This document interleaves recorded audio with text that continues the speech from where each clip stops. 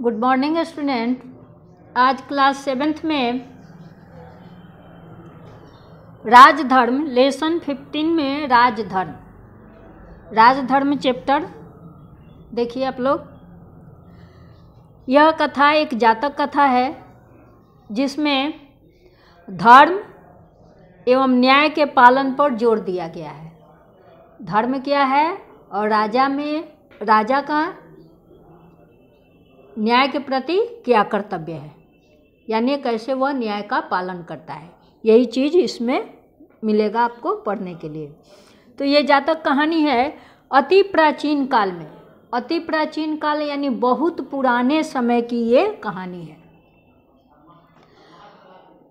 अति प्राचीन काल में वाराणसी कहते हैं बनारस को, तो बनारस का नाम आप लोग सुने होंगे। तो वाराणसी में ब्रह्मदत्त नाम का एक राजा जो था वह राज्य करता था। कौन राजा? ब्रह्मदत्त नाम का राजा राज्य करता था। कहाँ पर? बनारस में। वह राजा जो था अपनी धर्म प्रियता यानी धर्म में वह प्रिय था और न्यायपूर्ण शासन करता था, यानी न्याय के प्रति ही वह शासन करता था, अन्याय के प्रति वह शासन नहीं करता था। न्याय के प्रति शासन करने के लिए वह राजा जो था वह प्रसिद्ध था। तो उसी के समय में एक ब्राह्मण कुल में एक ब्राह्मण पैदा हुए जिसका नाम रखा हुआ बोधिसत्व। उसका नाम रखा गया बोधिसत्व। तो बोधिसत्व का माने होता है कि महात्मा बुद्ध के पूर्व जन्मों की कथाओं में वर्णित था उसका नाम, इसीलिए उसका नाम बोधिसत्व रखा गया। यानी महात्मा बुद्ध के समय की कहानी के समय ही बोधिसत्व चला आ रहा है नाम। तो वह ब्राह्मण कुल में पैदा हुआ जिसका नाम बोधिसत्व रखा गया। कुछ बड़े होने पर धीरे धीरे वह जब बड़ा हो गया तो उन्होंने अनेक प्रकार की विद्याएं ग्रहण करने के बाद सबसे ज़्यादा उसकी दिलचस्पी किसमें थी? तो शिल्प कला का ज्ञान उसने प्राप्त किया। शिल्प कला का ज्ञान उसे अच्छा लगता था इसलिए प्राप्त किया। फिर उसके बाद क्या किया? ऋषि का रूप धारण करके वह रमणीय हिमालय प्रदेश, रमणीय माने सुंदर, लुभावने हिमाचल प्रदेश चला गया और वहाँ कंदमूल फल आदि का सेवन करता हुआ तपस्या करने लगा। कौन? वह बोधिसत्व का जो ब्राह्मण था। वह क्या था?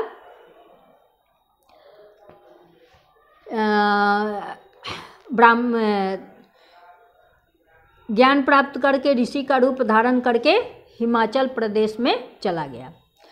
ब्रह्मदत्त राजा जो था विवेकशील था, यानी अपनी विवेकता के कारण वह काम करता था। वह सत्य असत्य उचित अनुचित का सदा ध्यान रखता था। वह ऐसे व्यक्ति को ढूंढता था जो उसके दोषों को बता सके, यानी राजा जो अपना कार्य करता था वह सत्य है तो सत्य का कार्य करता था, असत्य है तो असत्य का कार्य करता था, उचित था तो उचित के विषय में प्रस्ताव देता था, अनुचित था तो उसको अनुचित बताता था। इस तरह से यानी बहुत ही अच्छे ढंग से वह अपना कार्य करता था। वह ढूंढता क्या था? एक ऐसे व्यक्ति को ढूंढता था कि जो हमारे अंदर दोष हो उसको बता सके, लेकिन कोई व्यक्ति उसको ऐसा नहीं मिला। जो लोग भी आते थे वह अच्छे तरीके से काम करता था, इसलिए उसकी प्रशंसा ही करते थे। अब राजा अपने में दोषों को ढूंढने लगा कि हमारे दोषों को कौन बता सकता है, ऐसे व्यक्ति को ढूंढने लगा। कह रहा है कि प्रशंसा करने वाले तो सभी थे, दोष बताने वाला कोई नहीं मिलता था। अंतःपुर, राज दरबार, नगर के बाहर सभी जगह लोग राजा के गुणों का बखान करते थे। यानी अंतःपुर में, राज दरबार में, नगर के बाहर भी सभी जगह राजा के गुणों का ही बखान होता था, पर उसके अवगुण बताने वाला कोई नहीं था, उसका दोष बताने वाला कोई नहीं था। राजा ने सोचा कि कोई ऐसा व्यक्ति मिल जाए जो उसके दोषों को बता सके। अब बताइए, आदमी अच्छा कार्य करता है फिर भी वह सोचता है कि नहीं, हमारे अंदर अवश्य ही कोई दोष होगा, तो वह अपने दोषों को ढूंढने की कोशिश करता है। तो इसी तरह वह सोचता है कि कोई भी व्यक्ति ऐसा होगा जो हमारे दोषों को बता सकेगा। अतः वेश बदल करके, अपना वेश बदल दिया और वह पूरे राज्य में घुमा, पर उसे अपना गुण ही सुनने को मिला, दोष नहीं मिला। फिर वह घूमता घूमता थक करके हिमालय प्रदेश पहुंच गया। घने जंगलों और पर्वतों को पार करते हुए वह हिमाचल प्रदेश में स्थित बोधिसत्व के आश्रम पर जा पहुंचा, जहां वह ब्राह्मण ऋषि का वेश धारण करके पहुंचा था। उसी के आश्रम में पहुंच गए राजा। उसने उन्हें श्रद्धापूर्वक प्रणाम किया। राजा ने श्रद्धापूर्वक प्रणाम किया ऋषि को। बोधिसत्व ने राजा का कुशल क्षेम पूछा, यानी उसकी समाचार पूछी, राजी खुशी कि तुम्हारे राज्य में सब कोई खुशी है या तुम खुश हो, ये सब कुशल क्षेम पूछा। फिर राजा आश्रम में एक ओर चुपचाप बैठ गया। कुशल क्षेम पूछने के जब ऋषि ने उसका कुशल क्षेम पूछ लिया तो राजा आश्रम के एक किनारे चुपचाप बैठ गया। बोधिसत्व जो था जंगल से पके फल ला करके खाते थे, पका हुआ फल लाते थे और वही खाते थे। वे फल शक्तिवर्धक और शक्कर के समान मीठे होते थे, यानी जो भी फल वह जंगल से ला करके खाते थे उस फल से उसे शक्ति मिलता था, शक्ति प्रदान होता था और वह फल मीठा लगता था, शक्कर के समान मीठा लगता था। उन्होंने राजा से कहा कि महापुण्य, ये फल खाकर पानी पियो। तो ऋषि ने फल राजा को दिया और राजा से कहा कि आप इस फल को खा करके पानी पिए। उससे फल बड़े ही मधुर और स्वादिष्ट लगे। राजा ने जब फल खाया तो बहुत ही मधुर था, मीठा था और स्वाद में भी अच्छा था। उसने बोधिसत्व से पूछा, राजा ने बोधिसत्व से पूछा कि गुरुदेव क्या बात है, ये फल बड़े ही मीठे और स्वादिष्ट हैं। जब फल गुरु ऋषि ने ला करके उन्हें दिया राजा को खाने के लिए, तो राजा ने पूछा कि हे ऋषि, हे बोधिसत्व ऋषि, क्या बात है कि फल बड़े ही मीठे और स्वादिष्ट हैं। महापुण्य, राजा निश्चय ही धर्मानुसार और न्यायपूर्वक राज करता है। और इसी पर ऋषि समझ गए कि यह जो राजा है वह निश्चय ही रूप से धर्म के अनुसार और न्यायपूर्वक राज करता है। उसी से ये इतने मीठे हैं, यानी इसी के कारण वह फल जो है उसको स्वादिष्ट लगता है और मीठा लग रहा है। राजा के अधार्मिक और अन्यायी होने पर तेल, मधु, शक्कर आदि तथा जंगल के फल फूल सभी कड़वे और स्वादहीन हो जाते हैं। यदि राजा अन्यायपूर्वक कार्य करता तो ये जंगल के जितने भी फल फूल, शक्कर, तेल, घी, ये सब कड़वे हो जाते, मीठे और स्वादिष्ट नहीं लगते। केवल यही नहीं, सारा राष्ट्र ओजहीन हो जाता और दूषित हो जाता, यानी राज्य के सारे लोग जिसमें यश और कृति ओजस्वी मिला हुआ है वो सब खत्म हो जाता और दूषित हो जाते लोग वहाँ के। राजा के धार्मिक और न्यायप्रिय होने पर भी सभी वस्तुएं मधुर और शक्तिवर्धक होती हैं। यदि राजा न्यायप्रिय हो, है ना, सबसे मिलजुल करके बात करता हो तो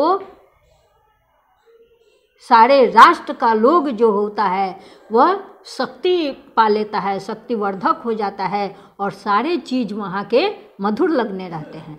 सारा राष्ट्र शक्तिशाली तथा ओजस्वी बना रहता है। तो ये थी आपकी राजधर्म की कहानी। फिर आगे कल पढ़िएगा आप लोग। धन्यवाद।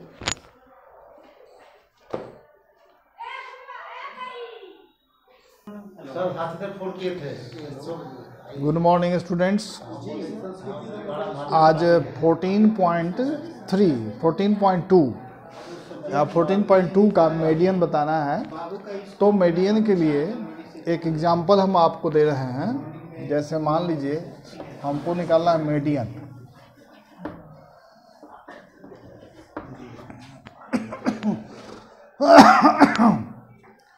तो मीडियन में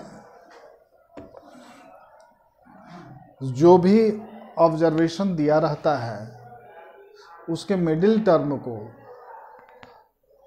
हम मीडियन के रूप में देखते हैं। जैसे एग्जांपल के तौर पर देख लीजिए, जैसे मान लीजिए 42, 63, 45, यहाँ लिखा हुआ है 42, 63, 45, 39, 45, 39, 40, 46, ये 40, 46 और लास्ट में है 50, 52, 65, 50, 52 और 65 ये नंबर है। अब इसको हम क्या करते हैं कि अरेंज कर देते हैं। अरेंज कैसे करते हैं? तो असेंडिंग या डिसेंडिंग में। तो अरेंज में हम देखते हैं सबसे पहले कि इसमें सबसे छोटा कौन सा है। तो हमारे ख्याल से सबसे छोटा है 39। तो 39 को पहले लिखते हैं, ठीक है। 39 के बाद 40, तो 40 को लिखते हैं। 40 के बाद 42, 42 हो गया। 42 के बाद 45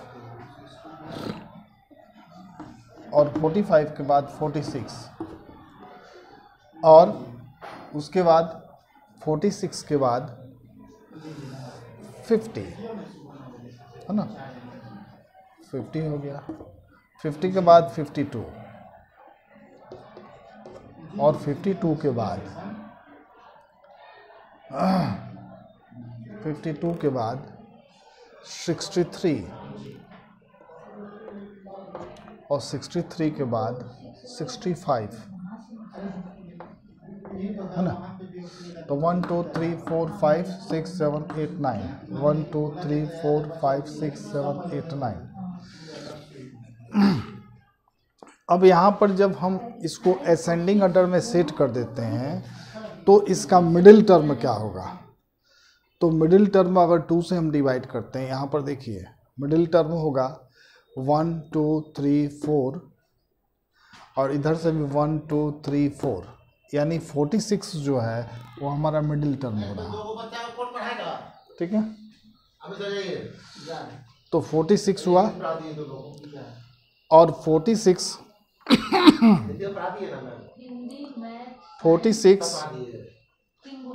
जो टर्म है वो आपका मीडियन हो गया। तो यहाँ पर मीडियन क्या हो जाएगा? मीडियन हो जाएगा 46, ठीक है। अब कहने का मतलब ये कि जैसे मान लीजिए कि इस टर्म में 1 2 3 4 5 6 7 8 9 है ना, तो n का वैल्यू जो है वो 9 हो गया। तो जब n का वैल्यू 9 हुआ इसका मतलब क्या हुआ? ऑड नंबर है, और ऑड नंबर है तो 9 प्लस 1 कर देते हैं और बाई 2 कर देते हैं, यानी ये हो जाएगा 10/2 और 10/2 होगा तो कट जाएगा 5 टाइम्स। ये बात समझ में आ रहा होगा। तो जब 5 टाइम्स कटेगा तो पांचवा टर्म जो होगा, फिफ्थ टाइम्स वाला जो टर्म होगा, है ना, वही इसका मीडियन होगा। यानी 1 2 3 4 5 इधर से ही पढ़ रहा है और 1 2 3 4 5 इधर से ही पढ़ रहा है। तो ये जो 46 हुआ नंबर, यही आपका मीडियन हुआ। क्लियर? तो जो भी ऑब्जर्वेशन दिया रहता है उस ऑब्जर्वेशन को सबसे पहले असेंडिंग में या डिसेंडिंग में उसको सेट करते हैं। असेंडिंग का मतलब सबसे बढ़ते क्रम में और डिसेंडिंग का मतलब घटते क्रम में।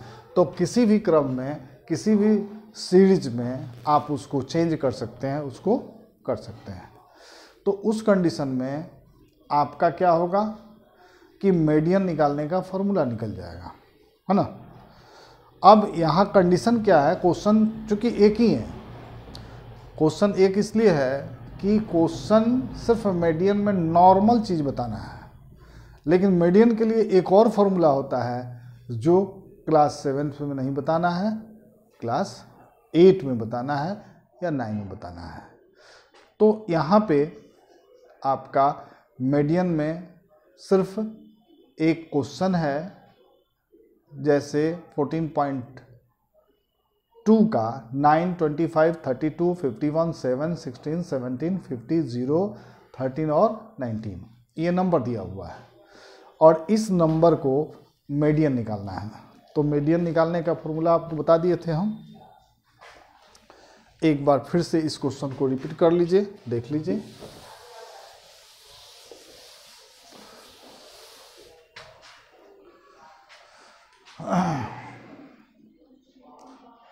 ये क्वेश्चन ऐसे है, बुक आप लोगों के पास होगा इसलिए बुक्स को आप देख लीजिएगा।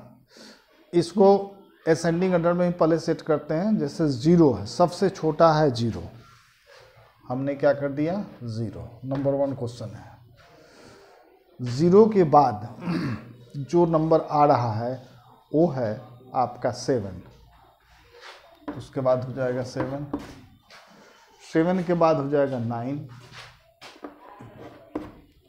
और 9 के बाद हो जाएगा आपका 13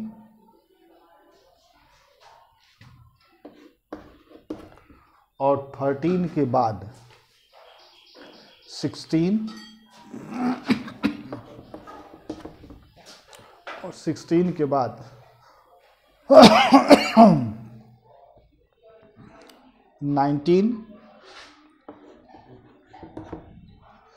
और 19 से थोड़ा सा ऊपर जाते हैं तो मेरे पास है 25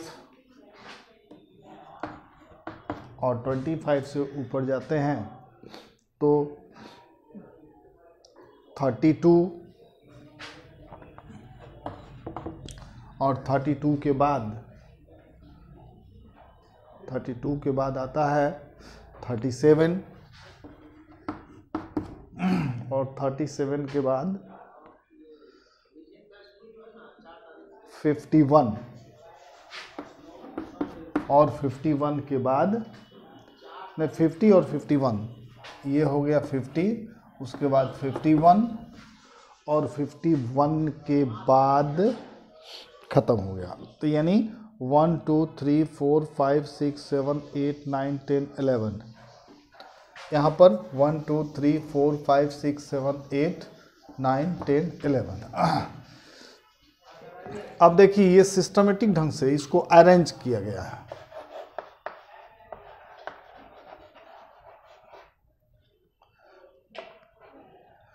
अरेंजिंग इन असेंडिंग ऑर्डर यानी 0 7 9 13 16 19 25 32 37 50 और 51।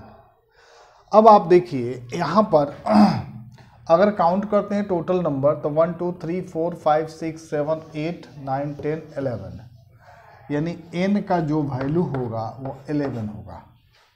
क्लियर? n का वैल्यू क्या होगा 11 होगा।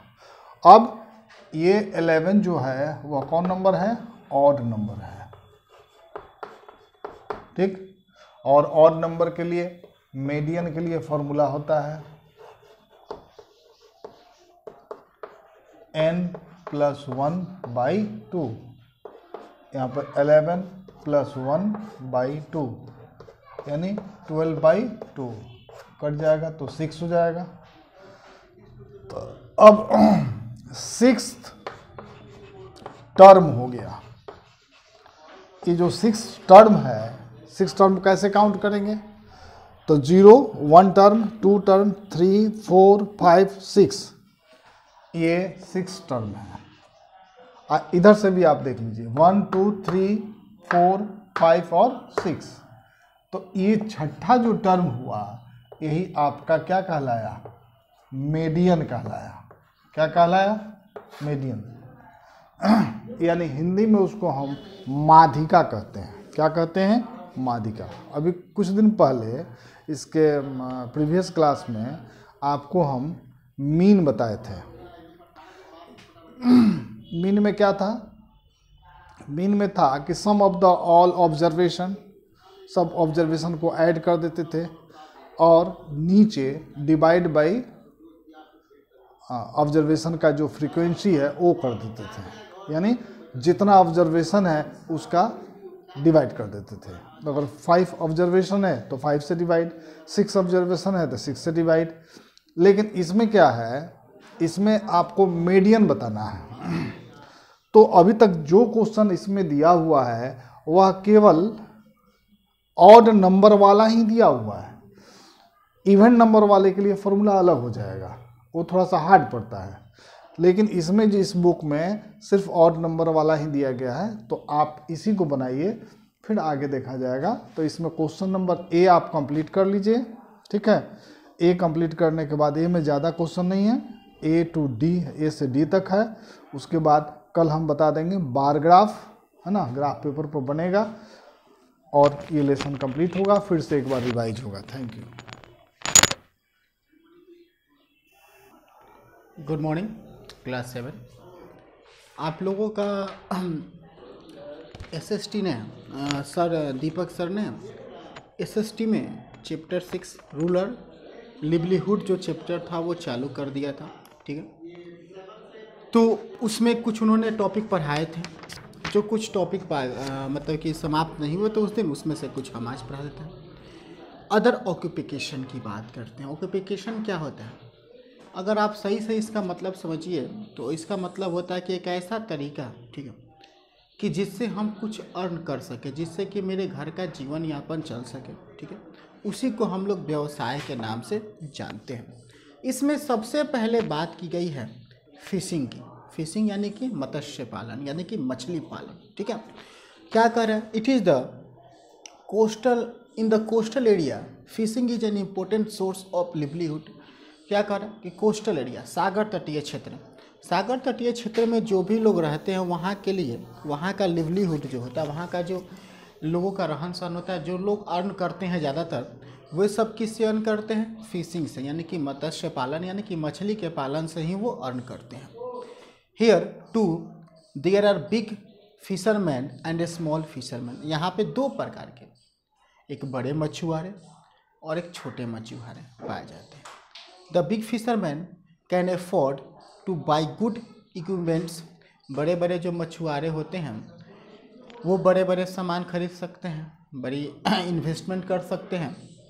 लेकिन अगर हम लोग छोटे फिशरमैन की तरफ देखें तो वो इतना नहीं कर सकते हैं। In some area like Odisha and Andhra Pradesh many fisherman have started breeding prawn as an additional source of livelihood. इन क्षेत्रों में ओडिशा आप चल जाइए, आंध्र प्रदेश चले जाइए, वहाँ पे कुछ फिशरमैन ऐसे हैं जो ब्रीडिंग कराते हैं खुद से ही, ठीक है, और ज़्यादा से ज़्यादा कमाना है, मतलब कि अर्न करने का कोशिश करते हैं। Small fisherman have to depend solely on the day catch to meet their daily needs. छोटे मछुआरे जो होते हैं वो किस पर डिपेंड होते हैं? वो डिपेंड होते हैं कि जितना वो एक दिन में मछली कैच कर पाए, यानी कि जितना वो पकड़ पाए, उस पर वो डिपेंड होते हैं, ना कि वो खुद से। These people use small boats. अगर आमतौर पर देखा जाए तो ये जो किसान जो होते हैं वो छोटे नाव का उपयोग करते हैं और उससे ज़्यादा से ज़्यादा फिशिंग को पकड़ने की कोशिश करते हैं। इनके पास ज़्यादा इक्विपमेंट्स भी नहीं होते हैं। as usually without engine, as a result they cannot go far out to sea। क्या होता है कि इनमें मशीन नहीं होता है, इस कारण से ये ज़्यादा अंतर भी नहीं जा सकते हैं समुद्र के। ये बाहर ही रहते हैं, यानी कि उछले पानी तक ही जा पाते हैं, ज़्यादा गहरे पानी में जाते नहीं हैं।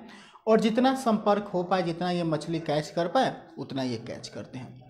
Their nets and other equipments too are outdated. इनकी जो भी इक्विपमेंट्स है या जो भी है वो सारे पुराने हैं, ठीक है। Fishing like crop cultivation has a lean period.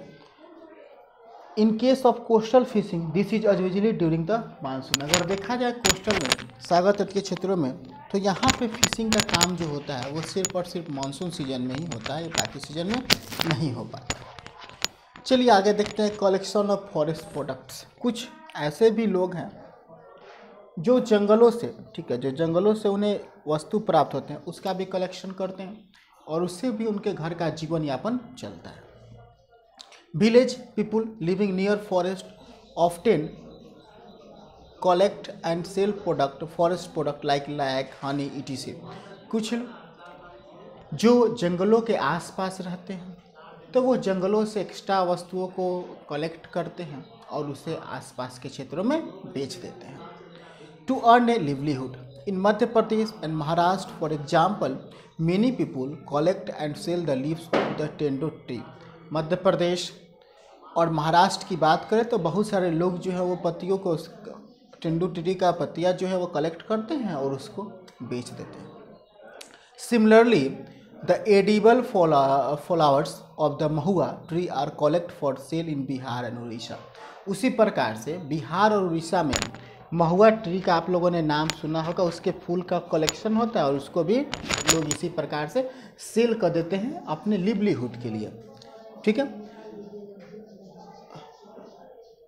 Near the Sundarban tree in West Bengal. अगर वेस्ट बंगाल का बात करिए तो वेस्ट बंगाल में भी लोग जो हैं इसी प्रकार से कलेक्शन करते हैं और चलते हैं। थोड़ी सी बात करते हैं एनिमल की, एनिमल हस्बेंड्री की। देखिए एक नया अर्न का, ऑक्यूपेशन का यह रास्ता है एनिमल, ठीक है। पहले लोग क्या करते थे कि कैटल आप समझते हैं, जिनसे हमें दुग्ध उत्पादन यानी कि दूध प्रोडक्ट्स मिलते हैं, दूध मिलते हैं, उससे हम लोग प्रोडक्ट तैयार करते हैं। इसमें काऊ आ गए, आपके बुफैलो आ गए, इन सभी का लोग करते थे दूध के लिए। समय के साथ इसमें भी कुछ लोगों ने ट्रेंड चेंज किए। कुछ लोग अब आजकल जो है वो गोट का भी करते हैं, कुछ लोग हेन का, ठीक है। क्यों? क्योंकि इसे भी वो बेचकर अर्न कर सकते हैं, अपना ऑक्यूपेशन कमा सकते हैं और उससे अपना घर या जीवन यापन जो है वो चला सकते हैं। यानी कि फिशिंग हो गया, कलेक्शन ऑफ फॉरेस्ट प्रोडक्ट हो गए, एनिमल हस्बेंड्री हो गया, ये कुछ रास्ते हैं जिस प्रकार से आप अर्न कर सकते हैं, कुछ पैसे कमा सकते हैं और उससे अपना जो दैनिक है, जो लिवलीहुड यानी कि जो डेली खर्च है या डेली जो भी आपके घर पे लगते हैं खर्च, वो आप आराम से अर्न कर सकते हैं, ठीक है। इसके आगे वाले टॉपिक को हम लोग नेक्स्ट वीडियो में पढ़ेंगे। Thank you.